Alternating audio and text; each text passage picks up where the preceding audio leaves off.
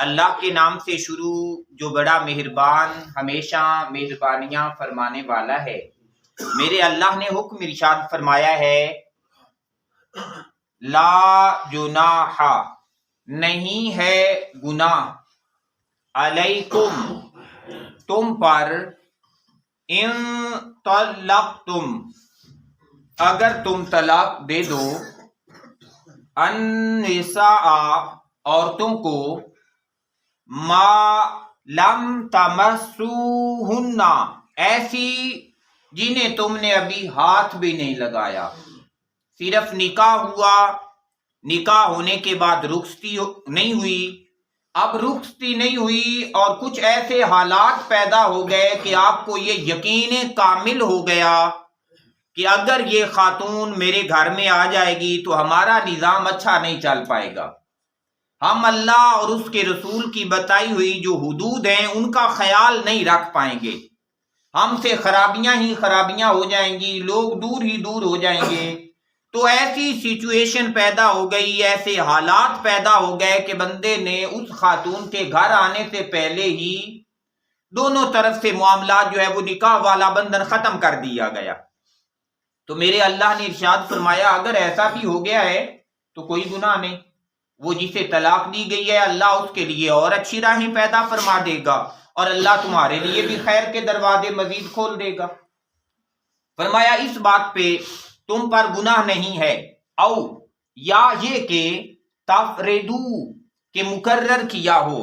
یہ جو ما لم ہے نا اس کا تعلق وہاں بھی ہے، ما لم تفریدو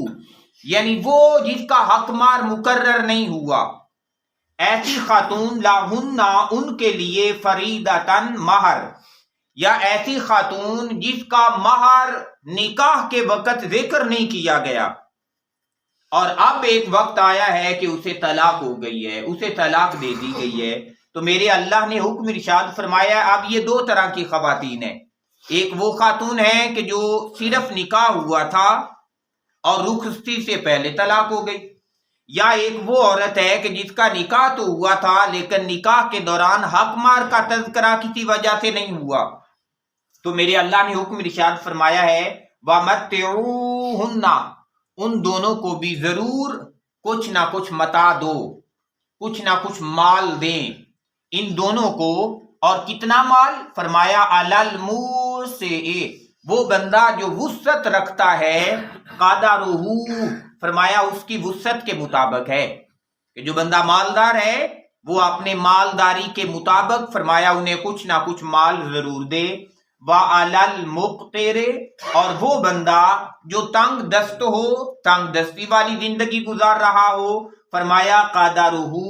اس کے لیے اس کی وسعت کے مطابق ہے، اس کی جتنی گنجائش ہے اپنی گنجائش کے مطابق وہ بھی کچھ نہ کچھ خرچ انہیں ضرور دے۔ فرمایا متاعن یہ مال ہے بالمعروف اچھے طریقے کے ساتھ دینا، یہ جو معروف کی قید میرے اللہ نے بے شمار مقامات پہ لگائی ہے، یہاں تک کہ بعض دفعہ صدقہ و خیرات کے ساتھ بھی میرے اللہ نے بالمعروف کی قید لگائی ہے کہ یہ دینا ایسا اچھے طریقے سے دینا ہونا کہ جس کے بعد پھر احسان جتلانا نہ ہو، جس کے بعد کسی کو بے عزت کرنا مقصود نہ ہو۔ ہمارے ہاں بعض دفعہ یہی ہو جاتا ہے کہ ہم اپنے پرانے کپڑے دیتے ہیں کسی بندے کو اور جب وہ کبھی دوش ہو کے انہیں پہن لیتا ہے نا تو پھر چار بندوں میں کھڑے ہوئے ہم پوچھتے ہیں اوے میرے اعلیٰ سوٹ ہی پا لے، گویا کیا کہنا چاہتے ہیں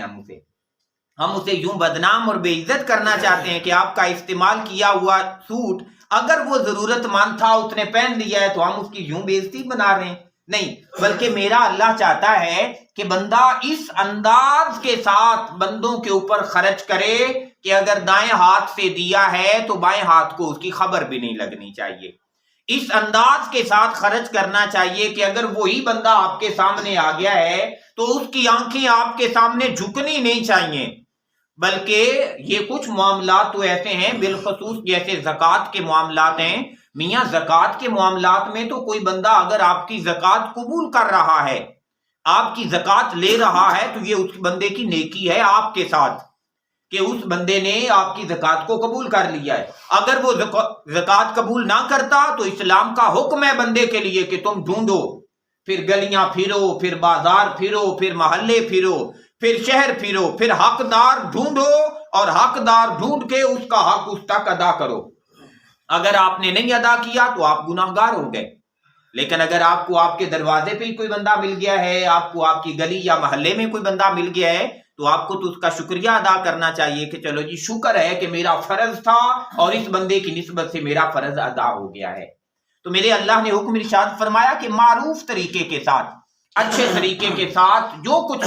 متاع بنتا ہے، مال بنتا ہے، فرمایا انہیں دیا جائے حقاً۔ پھر میرے اللہ نے حکم ارشاد فرمایا یہ حق ہے، یہ لازم ہے، یہ ذمہ داری اور یہ ڈیوٹی ہے کن کے اوپر؟ علی المحسنین، ان لوگوں کے اوپر جو احسان کرنے والے ہیں۔ اور وہ بندہ جو دنیا کی زندگی میں محسن بن کے زندگی گزارتا ہے، احسان کرنے والا بن کے زندگی گزارتا ہے، ایک مقام پہ تو میرے اللہ نے ارشاد فرمایا حل جزاء الاحسان الا الاحسان۔ بندے تو ہی تو سوچ، کیا احسان کا بدلہ احسان کے سوا کچھ اور ہو سکتا ہے؟ یا اللہ یہ تو احسان کرنے کے قابل ہی کوئی نہیں، ہم جن کے ساتھ احسان کر رہے ہیں۔ میرا اللہ فرماتا ہے اگر جس کے ساتھ تو احسان کر رہا ہے اگر وہ احسان کرنے کے قابل نہیں، میں اللہ تو احسان کرنے کے قابل ہوں نا۔ تو ان کے ساتھ احسان کر جو تیرا کچھ بھی نہیں کر سکتے، جو بدلے میں تجھے کچھ بھی نہیں دے سکتے، تیرا کوئی بھلا کوئی خیر کا سلسلہ تیرے ساتھ نہیں کر سکتے، پر وہ ضرورت مند تھا، تو نے اللہ کی رضا کے لیے اس کے ساتھ احسان کیا، فرمایا میں اللہ اپنی شان کے مطابق تیرے ساتھ احسان کروں گا۔ اور جس کے ساتھ اللہ احسان کرے، کیونکہ بندہ بندے کے ساتھ دنیا میں یہ احسان کر سکتا ہے، اور خدا کی قسم جو دنیا کی زندگی میں اللہ کے بندوں کے ساتھ احسان کرتا ہے نا، میرا اللہ قیامت کے روز اس بندے کے ساتھ ضرور احسان فرمائے گا۔ اور جس کے ساتھ وہ قیامت کے دن احسان فرمائے گا، ایک احسان کی صورت اللہ کے محبوب نبی صلی اللہ علیہ وآلہ وسلم نے بیان فرمائی، فرمایا اللہ جس بندے کے ساتھ احسان کرے گا، فرمایا اس کی ایک کیفیت یہ ہوگی کہ میرا اللہ اس کے عیبوں پہ پردہ ڈال دے گا، عیبوں پہ پردہ ڈال دے گا، صرف اس کی نیکیاں لوگوں کو دکھائے گا اور اسے جنت بھیج دے گا۔ کتنا بڑا انعام ہے۔ پھر میرے اللہ نے ارشاد فرمایا، یہ بھی قرآن ہے، فرمایا وَسَنَزِيدُ الْمُحْسِنِينَ، فرمایا جو احسان کرنے والا ہوگا نا، ہم اسے صرف اس کے اعمال کے برابر جزا نہیں دیں گے قیامت کے دن، فرمایا وَسَنَزِيدُ، ہم کچھ زیادہ بھی عطا کر دیں گے، اس کی نیکیاں اسے جنت کے اس درجے تک لے جانے والی ہوں گی، پر وہ احسان کرنے والا ہوگا ہم مزید اونچا کر دیں گے۔ جب اونچا کر دیں گے تو پوچھا جائے گا باری تعالیٰ میری نیکیاں تو یہاں پہنچا رہی تھیں، یہ اوپر والے درجے، فرمایا تو دنیا میں میرے بندوں کے ساتھ احسان کرتا تھا، آج میں اللہ نے تیرے ساتھ احسان فرما دیا۔ تو پیارے بھائیوں، اس دنیا کی زندگی میں کوشش کریں جتنی توفیق ہے، ایک سٹوڈنٹ کی کتنی ساری توفیق ہو سکتی ہے، اس کا جیب خرچ، اور اگر وہ اپنے جیب خرچ سے ہی کسی بندے کے ساتھ احسان کر دے۔ سردی ہے، آج کل اسٹوڈنٹ نظر آتے ہیں دائیں بائیں والے کہ وہ جوتا کیسا پہن کے آ رہے ہیں، وہ چپل کیسی پہن کے آ رہے ہیں، اس نے جرسی کیسی پہنی ہوئی ہے، اس نے ٹوپی کیسی لی ہوئی ہے۔ تو ایسے بندے کے ساتھ کبھی بغیر کسی وجہ کے بندہ کسی کی خدمت کر دے، کسی کے کچھ کام آ جائے، کسی کی کوئی ضرورت کی چیز ہی اسے لے کے دے دے، تو یقیناً یہ بھی احسان ہے۔ اسٹوڈنٹ کے ساتھ جو ہے وہ احسان کرے، طالب علم کے ساتھ، بھائی کے ساتھ، دوست کے ساتھ۔ تو جس نے احسان والی زندگی گزاری انعام پا گیا، اور انعام دینے والا کون ہے؟ اللہ انعام دینے والا ہے۔ بندہ انعام دے گا کیا دے سکتا ہے، اور اللہ انعام دے تو کیا نہیں عطا فرما سکتا۔ تو میرے اللہ نے حکم ارشاد فرمایا بندے، لیکن جو احسان بھی کرنا ہے معروف طریقے کے ساتھ، اچھے طریقے کے ساتھ۔ اللہ تبارک و تعالیٰ سے دعا ہے کہ ہماری زندگیاں اگر کسی کے ساتھ جڑی رہیں تو وہ جڑنا بھی احسان کے ساتھ ہو۔ یہاں جڑنے کا تعلق نہیں ہے، یہاں ٹوٹنے کا تعلق ہے۔ وہ جو زندگی کا بندھن تھا نکاح والا، وہ ٹوٹ رہا ہے، بیوی نہیں رہ رہی، اب وہ جا رہی ہے، تو فرمایا وہ جو بیوی نہیں رہی جس سے نکاح والا بندھن ٹوٹ گیا ہے، اس کے ساتھ بھی تم نے احسان کرنا ہے۔ تو گویا جو ہمارے ساتھ نیکی کریں صرف ان کے ساتھ احسان نہیں، جو ٹوٹ جائیں ان کے ساتھ بھی احسان ہے۔ تو جنہوں نے اس کیفیت کو پا لیا، اس رمز کو پا لیا کہ بھائی جو دعا دینے والے ہیں انہیں تو دعا دینی ہی دینی ہے، جو پتھر مارنے والے ہیں گالی انہیں بھی نہیں نکالنی، تو جنہیں یہ کیفیت نصیب ہو گئی انہیں پھر بارگاہ مصطفیٰ صلی اللہ علیہ وآلہ وسلم کا وہ اسوہ جو طائف کے اندر آقا علیہ الصلوۃ والسلام نے اپنایا تھا اس کا ڈائریکٹ فیض جو ہے وہ نصیب ہونا شروع ہو جائے گا۔ اللہ تعالیٰ سے دعا ہے کہ میرا اللہ ہمیں قرآن کا فہم بھی عطا کرے اور اس کے مطابق زندگی بدلنا بھی نصیب فرمائے۔ اللہم صلی علی و مولانا محمد، اللہم صلی علی و مولانا محمد وعلی آلہ وصحبہ